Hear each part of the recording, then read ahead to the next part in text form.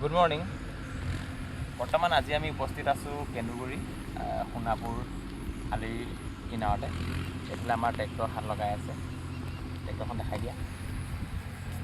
বসন্তী number 2 আৰু বসন্তী 1 চলি আছে আমাৰ গাঁৱত। ককাইদেৱে চলাই আছে।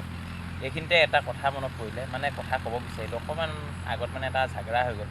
ঝাগৰা বুলি নহয়, মোৰ লগত বিশেষকৈ হোৱা নাই, কিন্তু বেলেগ এজনৰ লগতহে হ'ল।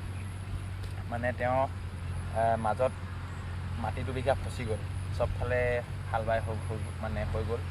আলি পদূলি দি কাষৰ চাষৰ কাটিৰে দি।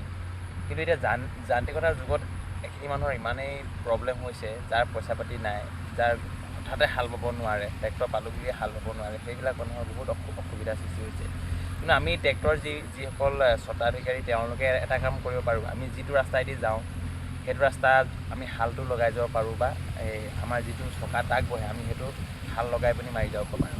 কিন্তু সেই মাটিডৰালৈতো আমি যাব লাগিব।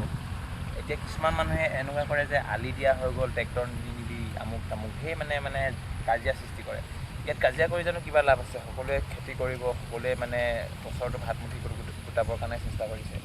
আৰু সেই যি ঘৰ মাটি দুবিঘাৰ মাজত ফচি গ'ল, তেওঁলোকেও বছৰেকৰ ভাত মুঠি যোগাৰ কৰিবলৈ কষ্ট কৰিছে।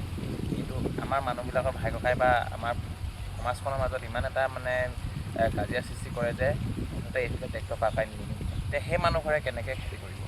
গতিকেলৈ আমি এতিয়া অলপ আগত তেনেকুৱা এটা ছিটুৱেশ্যন হৈ গ'ল। তো সেইটোকে মই ক'লোঁ যে আলিকেইটা দি দিলেই বা সকলো সমস্যা সমাধান হৈ যাব। আমিও যিটো ৰাস্তাইদি যাওঁ সেইপিনে হাল লগাই যাওঁ, গতিকেলৈ কোনো অসুবিধাৰ সৃষ্টি নহয়।